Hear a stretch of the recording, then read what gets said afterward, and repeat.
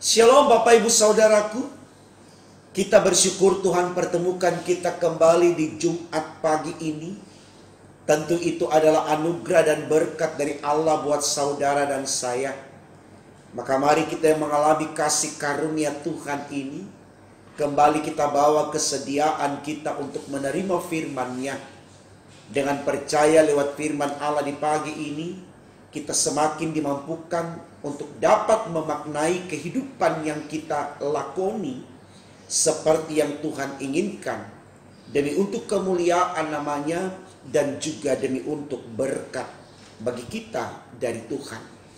Mari saudaraku, kita awali dengan doa sebelum kita membaca dan merenungkan firman Allah. Mari kita berdoa.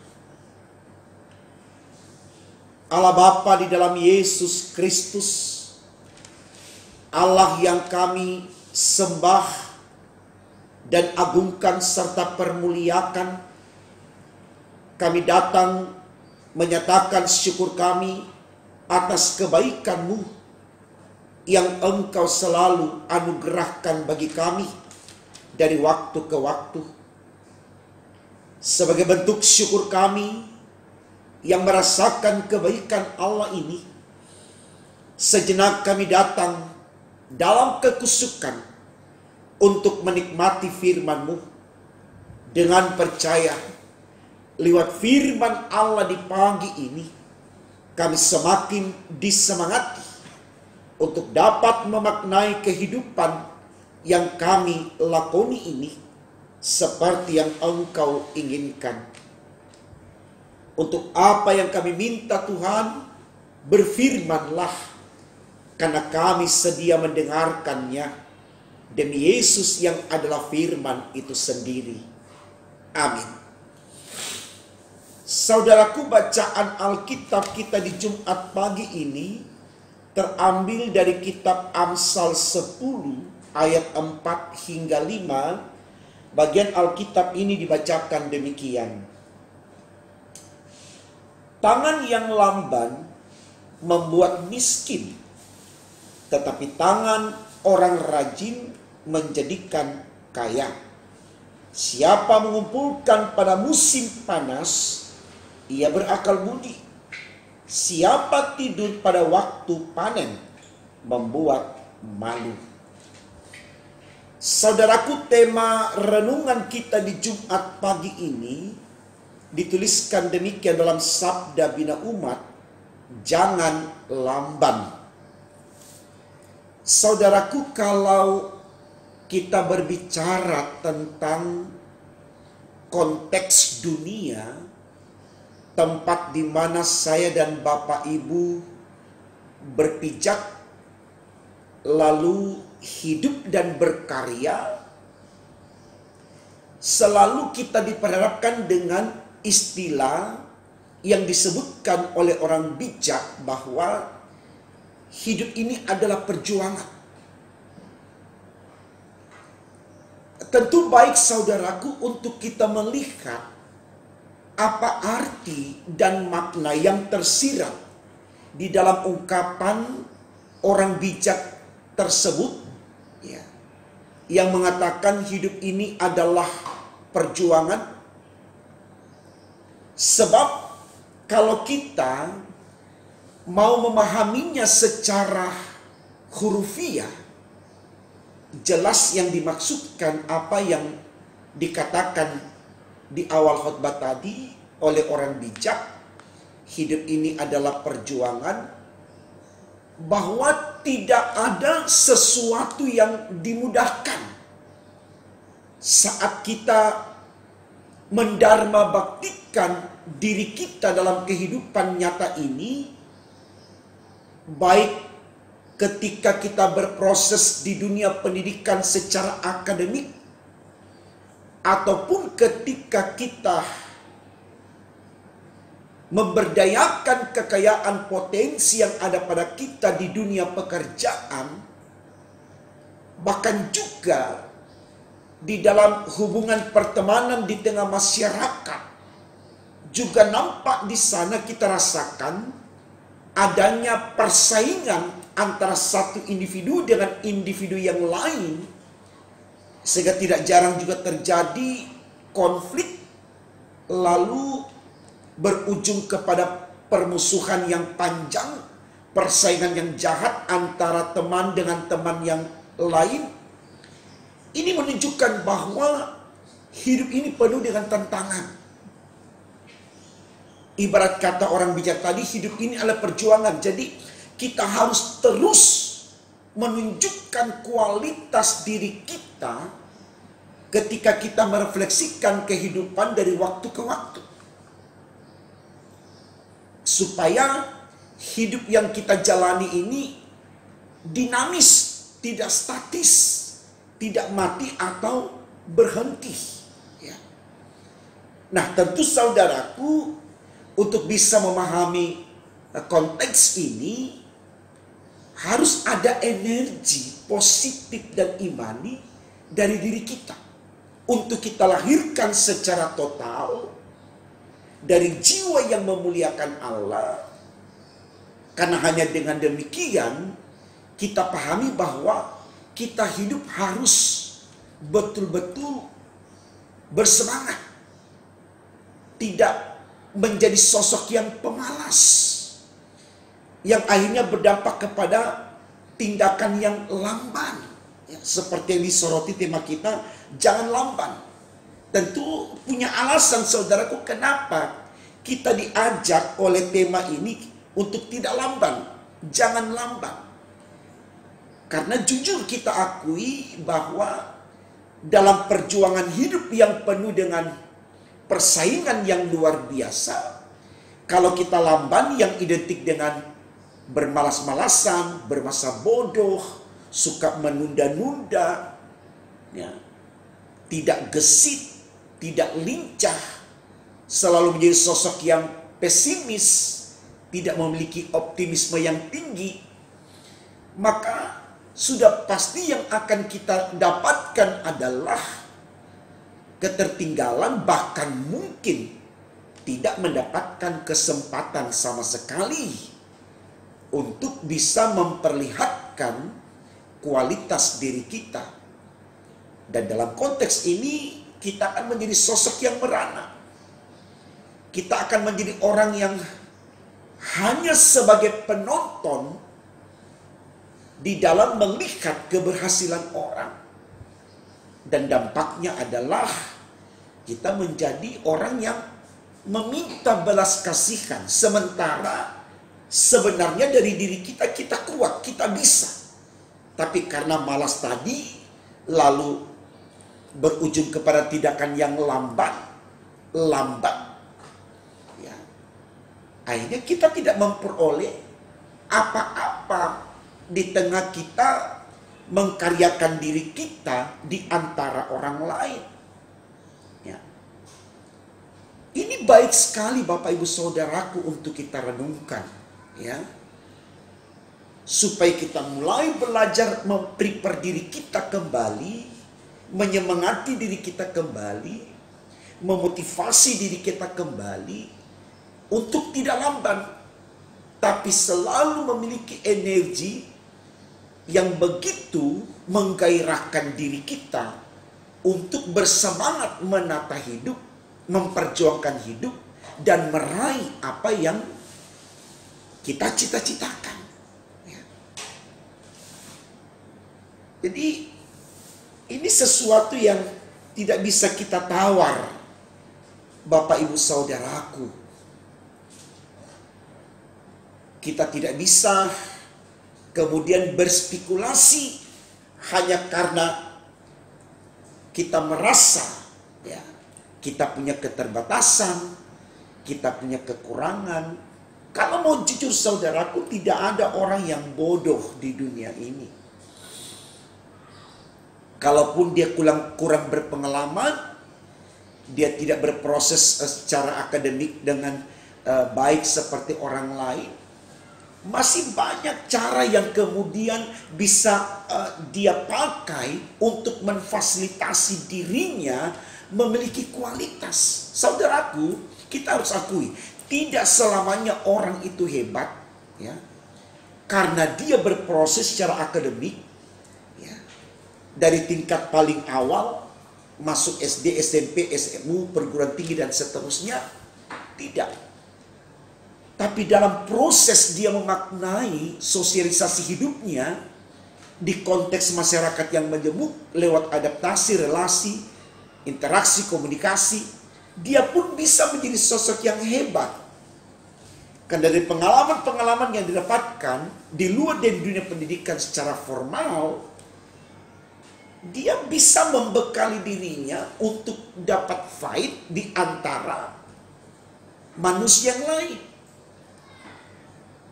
Oke, kita akan katakan bahwa tidak ada satu orang yang bisa memanage semua hal dalam berbagai segi di kehidupan ini, tapi paling tidak lewat apa yang ada pada kita, yang kita sebut talenta atau karisma yang datang dari Allah, kita berdayakan secara maksimal, secara total, itu bisa mendapat apresiasi dari lingkungan di mana kita berada. Tidak selamanya kita harus tunjukkan kekuatan intelektual kita secara akademik, tapi pemberdayaan potensi lewat kekayaan diri yang Tuhan berikan kepada kita. Mungkin misalkan saja menyanyi. Di masa-masa sekarang ini banyak orang yang membutuhkan hiburan. Sehingga tidak heran, walaupun dia tidak punya sekolah, tapi kalau dia pintar bernyanyi, dia bisa mendapatkan ruang untuk dihargai dan dibutuhkan. Dan dia mendapatkan penghasilan yang luar biasa, walaupun dia tidak bersekolah. Atau mungkin dia punya kelebihan di bidang olahraga. Ya. Banyak hal yang bisa difasilitasi untuk menunjukkan kualitas diri kita. Asal catatannya saudaraku, jangan lamban memaknai apa yang ada pada kita. Jangan malas, jangan masa bodoh, jangan ogah-ogahan. Itu sorotan tema kita. Ya. Nah, kalau kita baca saudaraku di dalam kitab 2 Tesalonika 3 ayat 10 ya, dan 11 dikatakan begini di sana. 2 Tesalonika 3 ayat 10-11 dikatakan, sebab juga waktu kami berada di antara kami memberi peringatan ini kepada kamu. Jika seorang tidak mau bekerja, janganlah ia makan. Coba, kalau dia tidak mau bekerja, janganlah ia makan. Ini firman Tuhan yang katakan saudaraku. Tidak sedikit orang yang berdiri di pinggir jalan, di di lampu merah, katakan demikian, mengemis meminta-minta, itu orang-orang yang sehat, Bapak Ibu Saudaraku. Dari segi postur tubuh, badannya kekar, dari segi usia dia masih muda, ya. Tetapi dia memanfaatkan keadaan itu untuk meminta-minta. Sementara dia bisa bekerja atau mengelola apa saja yang bisa dia kerjakan, yang lahir dari dirinya lewat potensi yang Allah berikan kepadanya. Ini menarik sekali saudaraku. Itulah mungkin alasan kenapa kemudian pemerintah sangat menegaskan untuk tidak memberikan sedekah, katakan demikian, kepada pengemis yang rata-rata masih kuat untuk bekerja. Dan tidak sedikit ruang di dunia ini bisa disaranai untuk kemudian diberdayakan melalui kekayaan potensi yang ada pada manusia. Ini persoalan yang kita hadapi sekarang saudaraku. Manusia sangat malas untuk memberdayakan dirinya lewat potensi yang Tuhan berikan kepadanya. Dan dari kemalasan itu muncullah ya, masa bodoh, sikap yang lamban. Ya, makanya tema kita katakan jangan lamban. Ayat 11 dikatakan begini. Kamu katakan ini karena kami dengar. Kami katakan ini karena kami dengar. Bahwa ada orang yang tidak tertib hidupnya dan tidak bekerja. Dan tidak bekerja. Kalau kita baca dalam bacaan kita di Amsal 10 ayat yang keempat dikatakan begini. Tangan yang lamban membuat miskin, tetapi tangan orang rajin menjadikan kaya. Ini kata-kata yang bisa kita jadikan spirit atau penyemangat untuk melihat dan mengenali diri kita bahwa kita punya potensi dari Allah. Tidak ada orang yang dilahirkan di dunia ini bodoh. Tidak ada, saudaraku. Karena semua orang punya karisma, punya talenta, punya karunia dari Allah. Tinggal bagaimana orang itu memahami dirinya diberkati oleh Tuhan, lalu kemudian dia berdayakan apa yang ada padanya. Ini yang harus kita jawab. Jadi jangan kita pahami sebuah kesuksesan itu hanya dapat kita raih kalau kita ada di proses pendidikan secara formal lewat proses akademik. Tidak, saya katakan tidak.